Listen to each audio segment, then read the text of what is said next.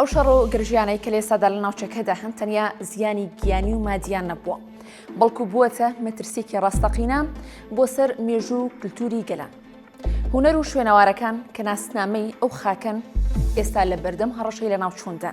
ئەم مەترسیانە یونسکۆ هێناوەتە سەر هێڵ و دەڵێت ناونیشان و زانیاری وردی لەسەر مۆزەخانە و شوێنەوارە مێژوویەکانی داوەتە هەموو لایەنە ناکۆکەکان، ئەمەش بۆ ئەوەی کە بزانن ئەو شوێنانە لەکوێن و نەیانکەنە ئامانج، تاوەکو ئەو میراتە کۆنەی مرۆڤایەتی لە وێرانبوون بپارێزرێت. لە لوبنان مەترسێکی زۆر لەسەر شوێنە مێژوویەکان دروست بووە کە هەزاران ساڵە وەک خۆیان ماونەتەوە. وەزیری ڕۆشنبیریە وڵاتە پەیوەندی بە یونسکۆوە کردووە و داوای کردووە کە بە زووترین کات دەزوەردان بکەن بۆ پاراستنی مۆزەخانی نیشتیمانی و پەرستگە کۆنەکانی بەعلەبەک و عنجر.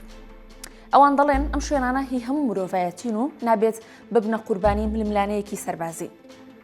لە تاران یەکێک لە جوانترین و کۆنترین باڵەخانەکان کە ناوی قەسری گوڵستانە بەهۆی بردومان و تەقینەوەکانەوە زیانی زۆری پێگەیشتووە.